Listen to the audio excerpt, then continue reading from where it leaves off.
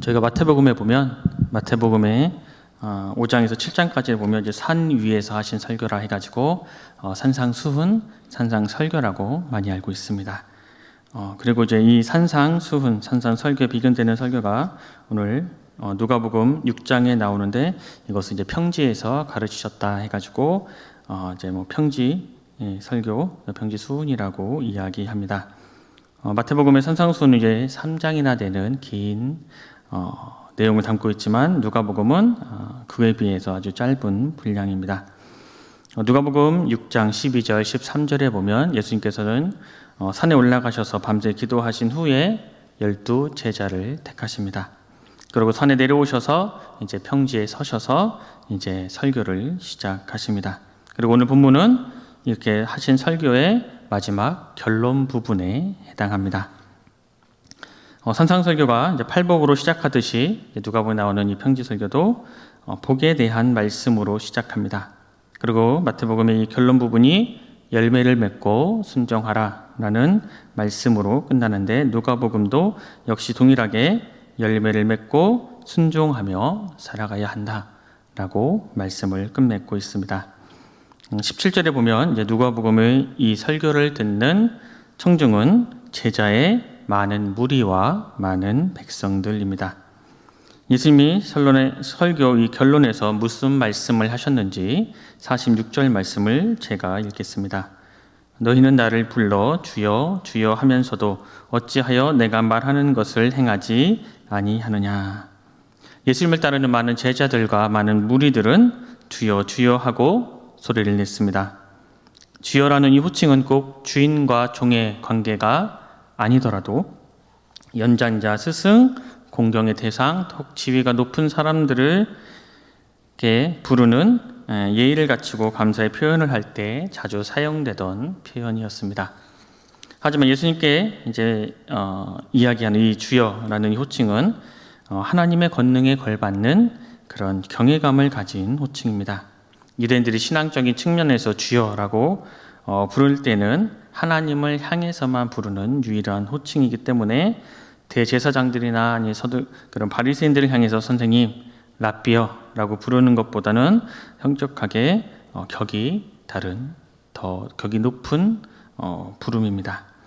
예수님이 곧 하나님이시다라는 이 사실을 정확하게 명확하게 알지는 못하더라도 지금 저렇게 가르침을 주시는 예수님이 우리 보통 사람들과는 좀 다르다.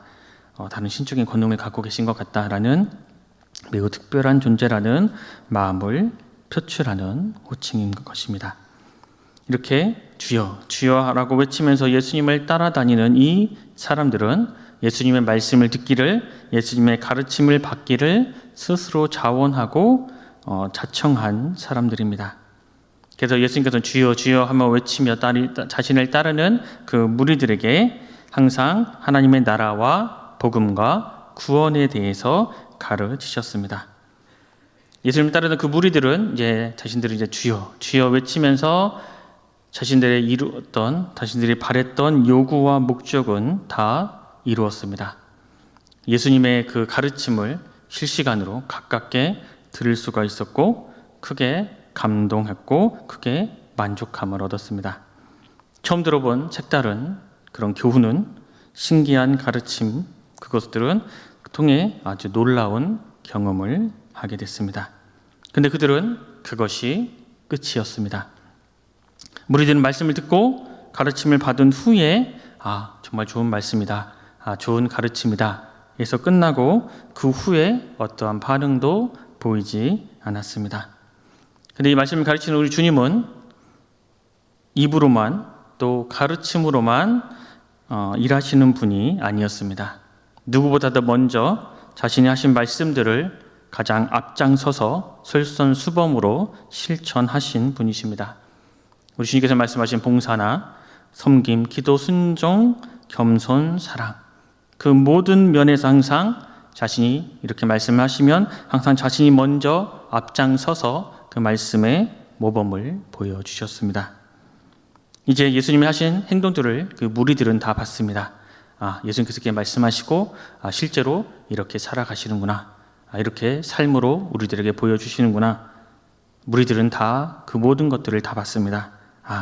이제 이들도 봤으니 이제 무언가 따라 하려 할 줄 알았는데 그들은 아무것도 안 하고 듣는 것에서 만족했습니다. 예수께서는 그들에게 순종하고 그 말씀을 실천하려는 그런 마음의 의지가 없는 것을 보시고 오늘 이 말씀을 하신 것입니다. 집에서 다 큰 이제 자식이 끼니 때만 식탁으로 나와서 이제 밥을 먹고 또 하루 종일 방에 있으면서 또 슬그머니 나와서 뭐 먹을 거 없어요? 맛있는 거 없어요? 뭐 시켜 먹을까요? 하고 이런 말만 계속 한다면 부모님 입장에서는 속이 안 좋을 것입니다. 아마 예수님의 마음이 이런 심정이 아니었나 싶습니다. 우리가 맛있는 음식을 먹고 이렇게 그런 시간을 갖는 것은 교제하고 즐기기 위한 목적도 분명 있지만 각자에게 주어진 시간에 일과 노동을 감당하기 위한 체력과 그런 기력을 보충하기 위해서 우리는 음식을 먹습니다. 일을 하려면 먹어야 하고 먹었으면 일하는 것이 너무나 당연합니다. 먹기만 하고 아무 일도 없이 움직이기도 없이 누워만 있으면 살만 찌고 건강도 당연히 잃게 되겠지요. 마찬가지로 말씀을 듣고 가르침을 받았으면 실천해서 열매를 맺으려고 열심히 살아가려는 그런 의지가 있어야 하는 것입니다. 또 열매를 맺는 그 순종의 삶을 살아가려면 끊임없이 진리의 말씀을 듣고 그 가르침 받기를 게을리해서는 안 됩니다. 이것이 원활하게 반복되고 순환될 때에 몸과 마음, 신앙과 그 정신과 영혼은 강건해지고 그 믿음은 더욱 굳건해지고 더욱 성숙해 갈 수 있는 것입니다. 우리 주님 답답한 마음으로 너희는 나를 불러 주여 주여 하면서도 어찌하여 내가 말하는 것은 따르지 않냐, 말하는 것을 행하지 아니하느냐라고 말씀하셨습니다. 어찌하여 행하지 아니하느냐라는 이 말씀을 보건대 여러 가지 사정으로 인해서 필치 못할 사정 때문에 실천을 못한 것이 아니라 진짜로 아무것도 하지 않으려는 그 마음을 당연한 것으로 여겼기 때문입니다. 주여 주여 하고 부르는 것은 너무나 잘하는 것입니다. 당연히 계속해야 합니다. 또 예수님이 하시는 그 말씀하시는 것을 열심히 듣는 것도 너무나 소중합니다. 더 듣기를 간절히 사모해야 합니다. 여기까지는 너무나 잘했습니다. 그렇다면 이젠 너희는 내가 말하는 것을 잘 듣고 나를 부르고 내가 말하는 것을 잘 듣고 곧바로 실천하고 순종하는 그러한 삶을 살아. 이렇게 많은 열매를 맺었구나. 참으로 잘했다. 이런 말씀까지 들을 수 있어야 합니다. 그러지 못하고 너희는 어찌하여 행하지 아니하냐. 이처럼 질책을 받고 혼나는 상황들이 계속해서 반복된다면 주여 주여 하고 주님을 찾고 부르는 것이나 예수님의 말씀을 계속해서 듣는 것이 아무런 의미가 없게 됩니다. 실질적으로는 이것이 의미의 문제가 아니라 매우 심각한 문제임을 우리는 알아야 합니다. 왜냐하면 열매를 맺어가는 이 순종이 곧 우리의 구원과 직결되기 때문입니다. 순종과 열매가 얼마나 이 구원이라는 것과 연결되어 있는지를 마태복음 7장에 보면 잘 나와 있습니다. 7장에 보면 나더러 주여 주여 하는 자마다 다 천국에 들어갈 것이 아니요 다만 하늘에 계신 내 아버지의 뜻대로 행하는 자라야 들어가리라. 또 아름다운 열매를 맺지 아니하는 나무마다 찍혀 불에 던져지느니라. 주님께서는 이렇게 말씀하십니다. 주여 주여 하고 큰 소리로 부르고 주님 말씀을 다 듣는 것까지 열심히 다 했는데 천국문에 들어가지 못한다면 참으로 억울할 겁니다. 그런데 내가 천국문에 들어가지 못하는 것은 아버지의 뜻대로 행한 것이 없기 때문이다 라는 판결이 나온다면 우리는 아무 말도 할 수 없을 것입니다. 또 말씀을 잘 듣고 나름대로 이런 일 저런 일 최선을 다했는데 천국문에 들어가지 못한다면 정말 또 화가 날 겁니다. 그런데 좋은 나무가 나쁜 열매를 맺을 수 없고 못된 나무가 아름다운 열매를 맺을 수 없다. 내가 천국문에 들어가지 못하는 것은 열매로 너를 알기 때문이다 라는 말씀을 듣는다면 아무런 말도 할 수 없고 후회뿐인 자리가 될 수밖에 없을 것입니다. 예수님의 이름을 부르고 듣기까지만 한 사람과 예수님의 이름을 부르고 듣고 열매를 맺는, 그렇게 완전하게 끝낸 사람의 차이는 단순히 의미의 문제가 아니라 천국에 들어가느냐 들어가지 못하느냐에 아주 극명하게 큰 차이가 나는 것을 우리는 심각하게 깨달아야 합니다. 이 제자들도, 이 무리들도 이 사실을 알지 못했습니다. 그래서 그것의 심각성을 깨닫지 못한 그 제자들에게 예수님은 너희는 나를 불러 주여 주여 하면서도 어찌하여 내가 말하는 것을 행하지 아니하느냐 라고 결론을 내주셨던 겁니다. 제자들은 그제서야 내가 예수님을 주여 주여 부르면서 따라가는 것, 그리고 예수님의 말씀을 듣는 것으로 끝나면 안 되고, 이것은 그냥 내가 듣고 감동하고 좋은 말씀을 들었구나 해서 끝나는 것이 아니라 순종이 무엇인지, 말씀대로 살아가는 것이 무엇인지를 배우게 하려고 예수님께서 나에게 이런 말씀을 해주셨구나, 예수님께서 나에게 말씀을 들려주시고 나에게 가르쳐 주신 것은 하나님의 뜻을 깨닫고 좋은 나무로 성장해서 좋은 열매를 맺으라는 것이구나, 제대로 알게 된 것입니다. 어찌하여 내가 말하는 것을 행하지 않느냐라는 이 말씀을 다른 표현으로 한다면, 어찌하여 내 이름을 부르며 나를 따르면서도 천국문에 향하여는 오지 않느냐, 또 어찌하여 내 말을 듣고도 천국문에 들어가지 못하는 어리석음을 아직까지 버리지 못했냐, 이렇게 말씀하셨을 겁니다. 간절하고도 간곡하고 아주 사랑이 담긴 단호한 말씀입니다. 제자들과 많은 백성들, 2000년 전에 예수님께서 하신 그 말씀을 직접 들은 그 사람들은 정말로 복이 많은 사람들입니다.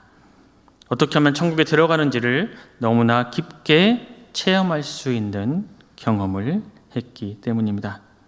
그렇다면 그 말씀을 직접 듣지 못한 우리는 복이 없는 사람일까요?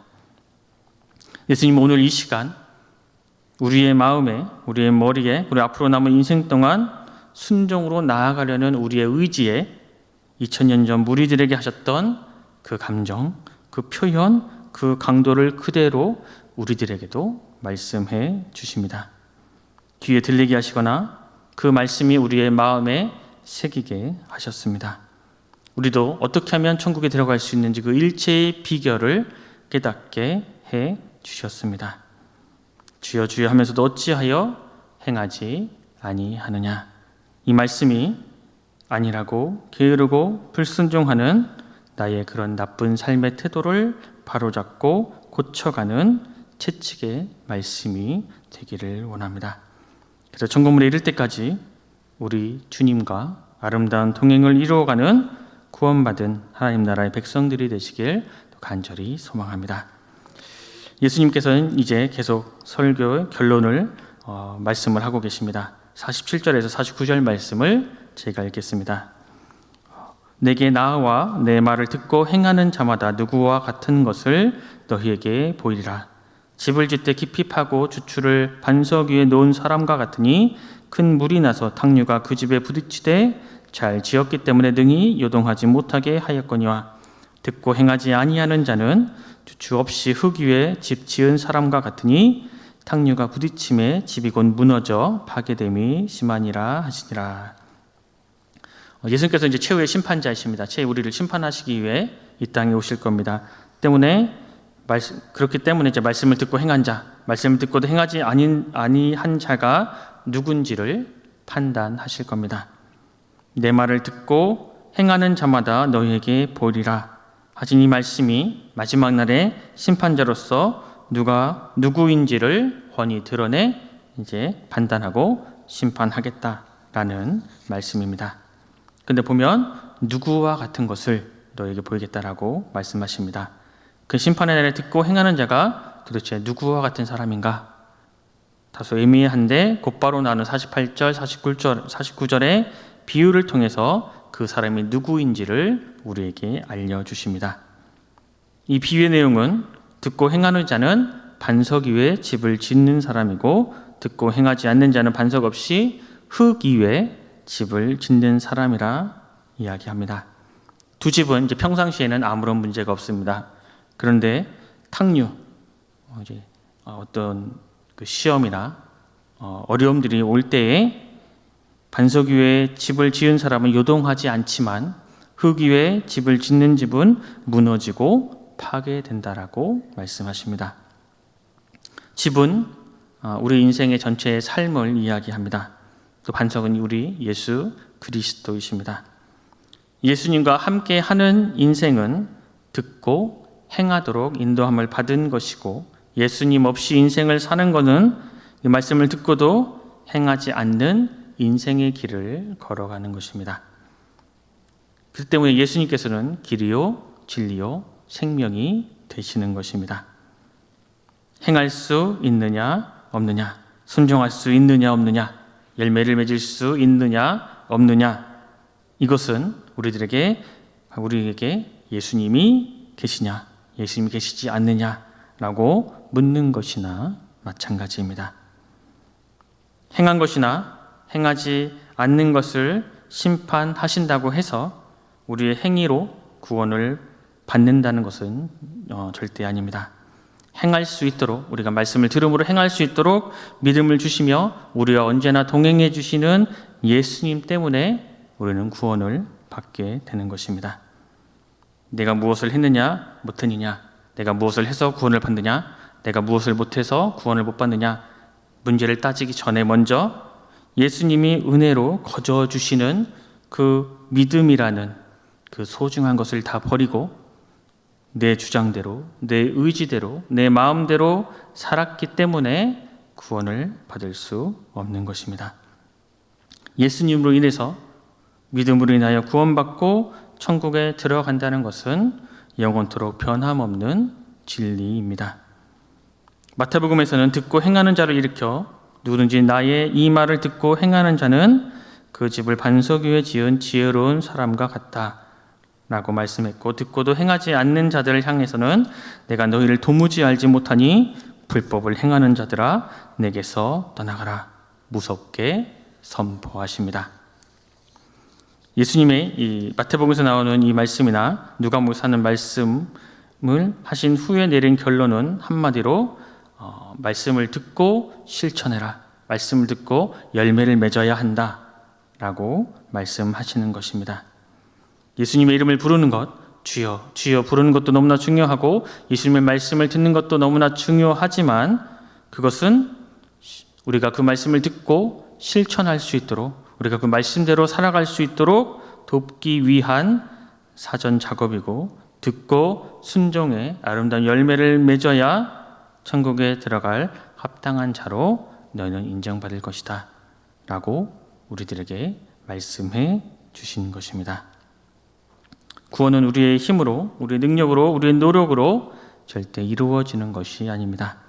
오직 예수님의 십자가 은혜를 받아서 예수님이 나의 구원자, 나의 주인이시라는 이 사실을 죽을 때까지 변함없이 굳건히 믿는 그 믿음으로 우리는 구원을 받는 것입니다. 우리는 구원에 있어서는 능동적일 수가 없습니다. 지극히 수동적입니다. 하지만 우리 주님은 열매로 그들, 천국에 들어갈 자들을 알리라 하시면서 반석 위에 집을 지어라, 듣고 행하는 자가 되어라, 말씀대로 순종해라, 하나님의 뜻대로 행해라 라는 말씀들을 우리에게 항상 주어 주셨습니다. 그냥 손 놓고 구원을 방관하지 말고 우리가 주체가 되어서 실천적 행위를 주도해 나가고 그 실천의 열매들, 그 아름다운 열매들을 심판대 앞으로 가져오라. 그럼 내가 그 열매를 가지고 너희를 판단하겠다 말씀하십니다. 때문에 순종의 열매, 이 열매의 중요성은 아무리 강조해도 지나치지 않습니다. 구원을 받았다면 반드시 아름다운 열매, 아름다운 순종의 열매를 맺어야 하기 때문입니다. 오늘 이 예수님의 설교 내용을 통해서 우리는 예수님은 믿음으로 우리를 이끄시는 구원자라는 이 변함없는 진리, 그리고 우리는 주여 주여 외치며 열심히 예수님을 따라가야 한다라는 것. 그리고 예수님의 가르침과 말씀을 잘 듣고 깨닫기를 사모해야 한다라는 것과 또 주여 주여 하면서도 어찌하여 너희는 행하지 않느냐라는 꾸중을 듣기 전에 먼저 말씀을 듣고 행하는 자로 순종해서 열매를 맺는 자로 살아가야 한다는 것을 알았습니다. 그런데 지금까지 이 내용을 우리가 몰라서 실천하지 못한 것이 아닙니다. 말씀을 제대로 들어보지 못해서 우리가 손을 놓고 있던 것도 아닙니다. 피치 못할 사연이 있어서 어쩔 수 없이 행하지 못한 것도 아닙니다. 그저 우리의 나약함, 우리의 게으름, 우리의 안일함 때문입니다.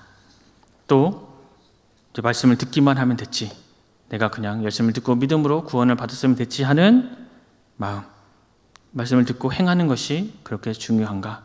그게 정말로 중요한 것인가? 하는 문제의식, 위기의식이 없었기 때문입니다. 한마디로 불신종의 마음이 내 안에 가득 차 있었기 때문에 주여 주여 하면서도 어찌하여 행하지 아니하느냐라는 이 찬망을 듣고도 꿈쩍하지 않을 정도로 내 마음이 완악해져 있기 때문입니다. 예수님께서 주관하시는 그 심판대 앞에 섰을 때에 이제 우리는 내가 한 일을 있는 그대로 고백하는 시간이 옵니다. 대통령이었으면 대통령대로, 선생님이었으면 선생님으로서, 목사였다면 목사였으로, 또 예수님을 믿고 살았다고 하는 사람은 자신이 믿음으로 행한 모든 일들을 다 고백할 겁니다. 하나에 빠짐없이 우리 주님 앞에서 우리의 모든 삶의 행적이 훤히 드러나게 될 것입니다. 각자가 살아온 행적들을 다 고하고 난 후에 우리의 행적들을 보고 우리의 열매들을 보고 예수님은 마지막에 판결을 하십니다. 그런데 그 심판의 결과는 이미 예고되어 있습니다. 예수님의 이름을 부르며 말씀을 들으며 들은 말씀대로 행하였다 인정을 받으면 그는 영생으로 들어갈 것이고, 듣고도 행하지 않는 자라고 판정받으면 그는 영벌에 처해지게 될 것입니다. 이러한 사실을 우리는 너무나 잘 알고 있습니다. 때문에 그날을 준비하며 살아가는 하루하루가 너무나 소중하고 특별한 기회의 시간들입니다. 우리의 삶 속에서 주여 주여 부르는 것을 한순간도 멈추지 마십시오. 믿음의 주인이시여 우리를 온전케 하시는 예수님 앞으로 나아가 주님의 말씀을 더 듣고 더 배우고 더 성장해 갈 수 있도록 또 우리는 최선을 다해야 합니다. 그리고 오늘 말씀처럼 어찌하여 행하지 아니하느냐 하는 이 주님의 말씀을 가슴에 달고 다니면서 순종의 열매를 맺는데 우리의 온 인생을 전부 드리시기 바랍니다. 그리고 늘 내 자신의 오늘 하루하루의 모든 행동과 모든 말이 주님께 기억되고 판단받는 근거가 된다라는 이 사실 앞에 긴장하고 진지함을 잃지 않으시기 바랍니다. 주여 주여 하면서도 어찌하여 행하지 아니하느냐라는 이 말씀이 우리의 삶에 들어와 이것이 우리를 책망하는 말이 아니라 우리에게 주는 은혜의 말씀이 되어서 우리가 주님처럼 죽기까지 순종하고 또 우리 주님처럼 승리의 열매를 맺으려고 최선을 다하는 구원받은 하나님 나라의 거룩한 백성의 모습으로 살아가는 우리 순천운송교회 모든 성도님들이 되시길 간절히 소망합니다. 기도하겠습니다. 하나님 감사합니다. 3일 동안 주님 품 안에서 지켜주시고 보호하여 주시고 또 오늘도 주님 앞에 나와 또 말씀을 듣게 하시니 정말로 감사합니다. 주님의 말씀을 듣고도 행하지 않았던 지난날의 우리의 모습들이 떠오릅니다. 주님, 그런 모든 것들을 주님 앞에 회개하오니 주님, 우리들의 완악함과 연약함을 강하고 담대한 믿음으로 굳게 붙잡아 주시옵소서. 오직 순종의 열매를 맺게 하시고 그 말씀대로 살아가는, 그래서 후회 없는 삶을 살아가도록 주님 우리를 인도하여 주시고, 그래서 우리의 삶의 열매들을 통해 또 하나님의 살아계심을 증거하는 믿음의 백성들 되게 하여 주시옵소서. 모두가 감사드리며 귀하신 우리 주 예수 그리스도의 이름으로 간절히 기도드립니다. 아멘.